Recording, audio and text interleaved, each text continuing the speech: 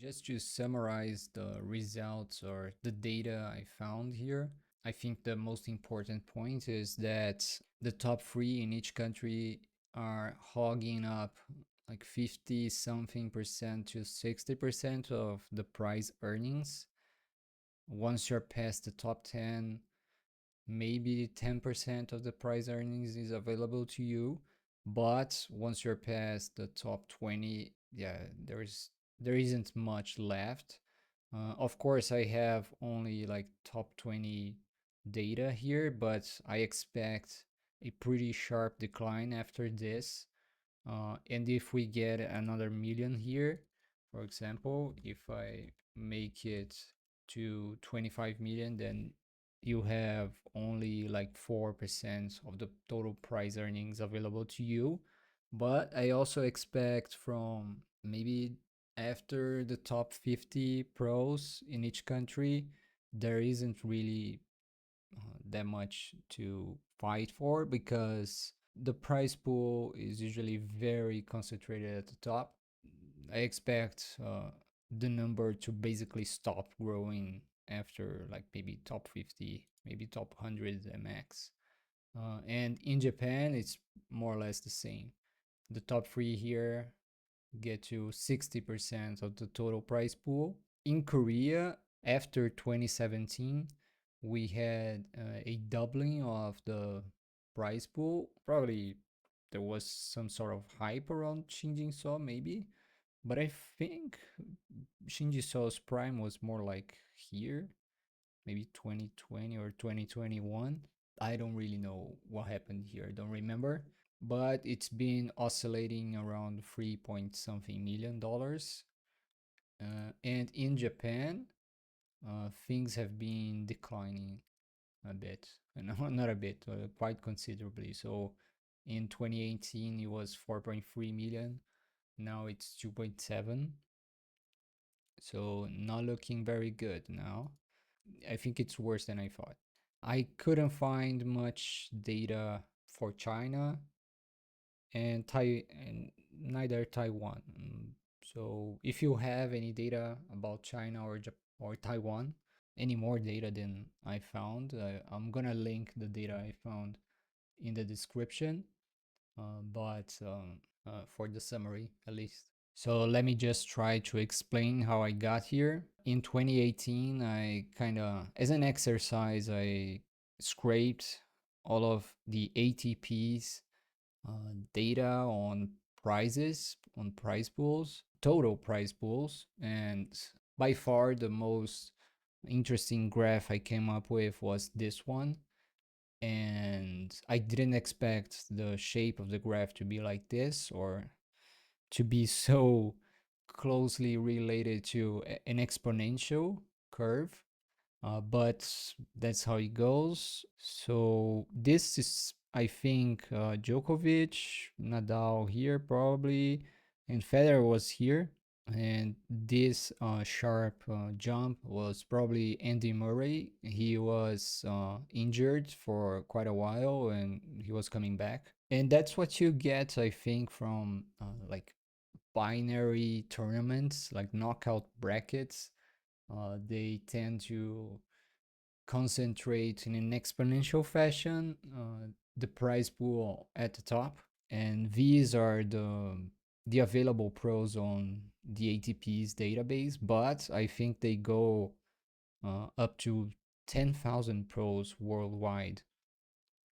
We have to also take into account that all of these pros, and after let's say 800, they don't earn much, and it's much worse than it seems because for you to compete year round in the ATP, you have to travel the world, pay for your accommodations usually. So it's estimated that you need to spend $100K per year for you to compete actively. If you're earning like 100K per year for 10 years, it looks like maybe you've earned like $1 million, which would put you really more like in this area. but you're probably only breaking even at best. In Go, it's a much better situation because the sport is much less costly. I've only mentioned the accommodation costs for tennis, but you need to pay your coaches, you need to pay for equipment usually because most of these players don't really have any sort of very reliable sponsorship.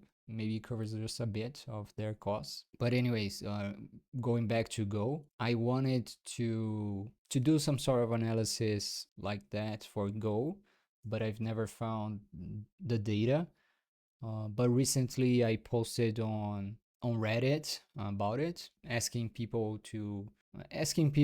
if they knew how to get the data, and luckily this guy counting TLS is a Taiwanese veteran and he knew how to get a lot of data. Yeah, following his hints, I managed to get. He actually mentions quite a lot of data from Taiwan, apparently. Yeah, it's shared in pictures, which don't make my life very easy because I don't know Chinese, especially traditional Chinese, which is what I think they use in Taiwan, traditional Chinese characters. And I later posted another question asking for more data on the Korean scene, and this guy posted a very similar link to what Counting TLS shared somewhere, and it's this page.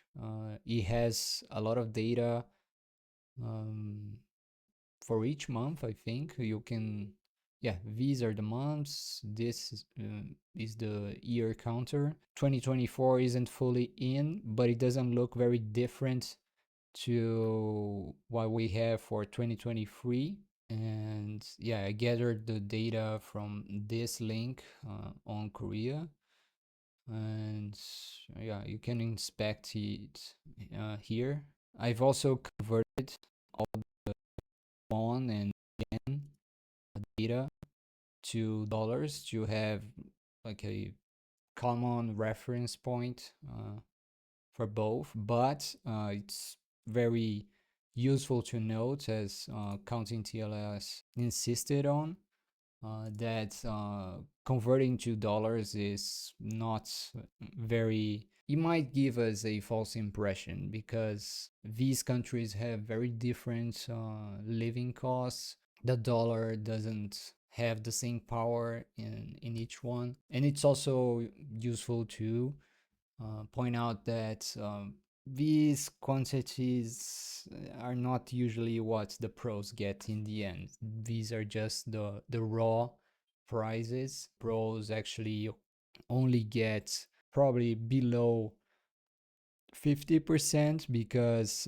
they have to pay for taxes, and the associations usually take a large portion as well from these pools. Some associations even go as far as taking 50% from these prize pools. So it's halved before the player gets anything. So let's say Shinjin gets 6 million, it would be halved to 3 million, and then you have to pay taxes over it.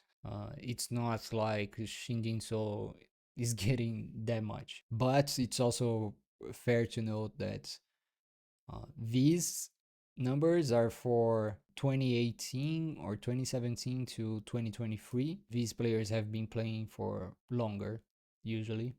So let's say Yama is taking almost 7 million raw, but his peak was probably even before 2017 or 2018. He had like 7 years before then to take a to accumulate way more than this, probably, especially because he was winning all the titles, literally all the titles in Japan.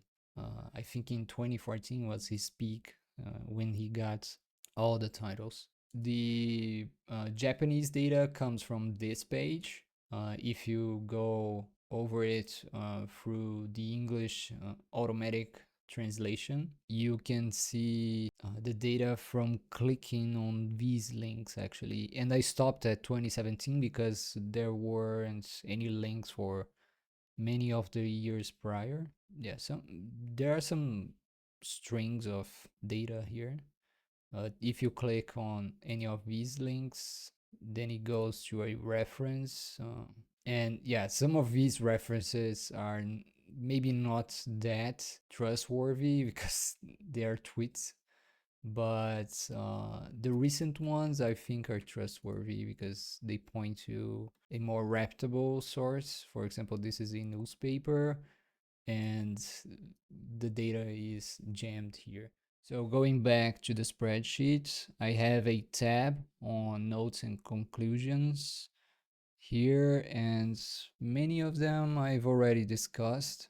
Let's see some of the other ones. Yeah, I think the main conclusion or question I would like to leave here is that is it really that useful to give the top three players another $1 million, or is it better for us to lower the top players prize pool and better distribute it across other pros or across other programs?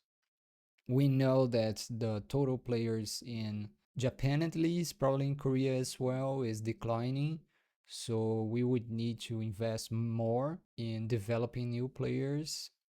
And I'm not saying the Korean Baduk Association or the Nihonkin don't invest on developing new players, but I think it would be better to take a little bit from the top players and distribute it across other more useful endeavors. I don't think giving Shinjin So or Yama more millions is that useful, and those players would keep on playing anyways. They wouldn't stop playing just because there isn't another $1 million in the prize pool. The top players usually have even more benefits because they are the stars. So people will want to have them on events and maybe sponsorships uh, aside from prize earnings because, yeah, they're the stars. So the total wealth distribution or income distribution is probably even more lopsided towards them than the prize earnings show. Yeah, I've touched on the inflation topic already.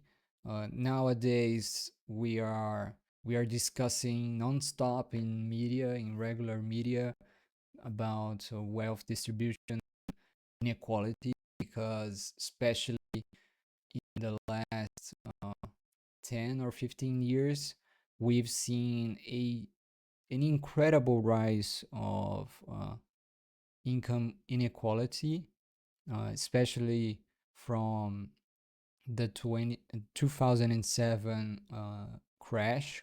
Ever since then, the share of the bottom 50% has been declining. This is for Americans, actually, I think, or worldwide, I don't know. But the shape of the distribution is the same. And the blue line is the wealth of the bottom 50% of people. Oh, this is for Americans, I think. So the bottom 50% of Americans' share in wealth has been declining sharply, while the top billionaires are only getting wealthier and wealthier, to the point that the top three richest Americans hold more than the bottom 50% in the US. And this is from 2018. Nowadays, it's probably even worse. So across the world, this is also kind of dated. So this is from 2019. It's probably much worse nowadays. Yeah, we're nearing 19th century England's levels of inequality. and we needed two world wars and many other revolutions across the globe to shake that. And I doubt we're gonna have another set of circumstances like that in the near future. I hope I don't get too much backlash from the Asian from the Asian associations. I'm a foreigner, I'm Westerner, so I can maybe be a little bit more critical on them, but yeah, I just want to improve the goal scene. That's all. And yeah, this is an interesting curiosity that the ATP is the Association of Tennis Players, I think, and it started as a fight against the status quo back then. The players banded together to create an association, but nowadays capitalists basically run the ATP, and players from inside the ATP are reunionizing against it to create probably another association. It looks like history repeating itself, another pattern inside a pattern. If you're fine with the current status quo, then if you don't see any problems with it, then why not make it winner takes all? Like, let's say we go to the end of the year and whoever is at at the top gets all the prize pool. Would that be fair? Would that be ideal? I doubt you would, but if you say no, like me, then you're saying that at least there is a better distribution. So this is me trying to debunk or trying to take down the argument that we should just leave it to them. We shouldn't really discuss the distribution. Just let a laissez-faire approach take control. But I don't think that's very reasonable. Yeah, I think it's also very sad that maybe past the top 100 in Korea or top 100 in Japan, it's kind of very difficult for you to live only from prize earnings or direct earnings from your wins, I guess. Even the top 50 in Korea and Japan are probably mostly struggling from only those direct earnings, right? I don't know. I don't have any data from outside these price earnings, only like hearsay data, I guess. Another topic that's recurrent in Korea is that given this very sharp distribution at the top, most players from the new generations don't really want to keep on playing Go or investing on playing Go too much because they know they will probably never make it big. It won't be a good investment compared to, let's say, just going the standard path of going to university. And it's very different from tennis because at least with tennis there are enough players, enough amateur players taking, let's say, private lessons or group lessons that you can make it as a teacher through private and group lessons.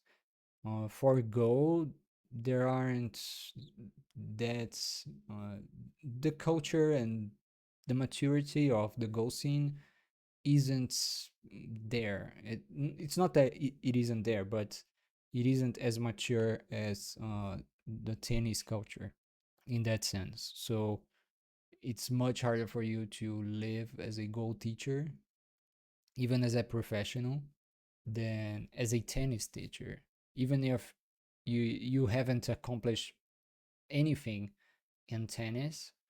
um, if you try to get better as a teacher, you can live off it. Some more criticism I have on the different Go associations would be that I find it very curious that most people don't mention this, but why not have open books? Why, if it's a in a, it's almost like a government institutions. These Go associations, both in the West and in Asia, are basically like public monopolies or private monopolies. I don't know how to define them, but they don't have competition actually, and they are largely funded by government sponsorships or collective sponsorships by their members. So I don't know if a professional player wants to get a hold of their accounting books,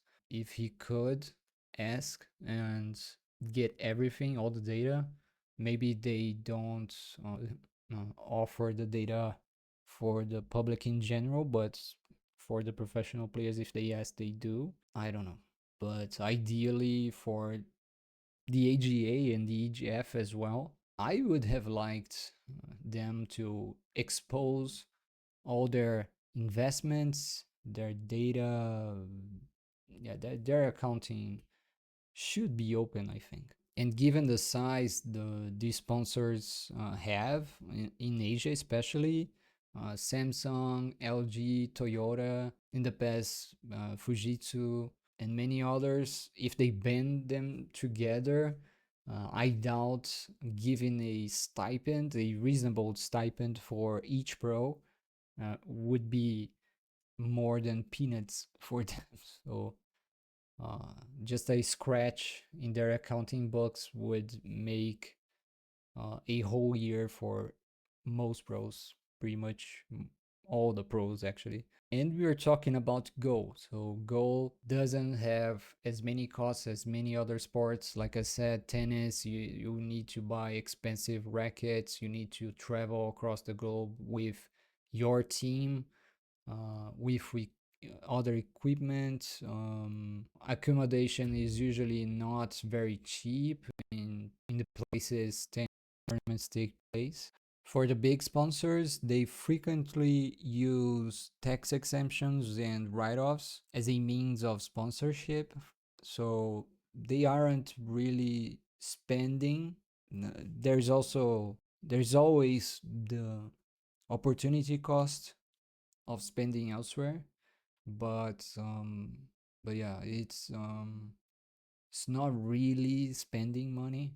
Like they would need to spend that money in the end, anyways. And finally, a last point would be that Go will always suffer from the usual prize pool measuring contest between Japan, Korea, and China. That is a huge competition in Asia, a traditional race there. It's very good for the top prize earners, but not so good for the distribution because it tends to concentrate things at the top. So they don't care about 20th place. They only care about the first, second, and third places in the end. So that's it. The other points are listed here in this public spreadsheet. You can take a look more thoroughly through the references as well. And I hope this serves as a reference point for the discussion in the future. I hope we get to discuss this more. I think this should be discussed more publicly, more frequently in the future for sure. See you next time. I hope this was helpful. Bye bye.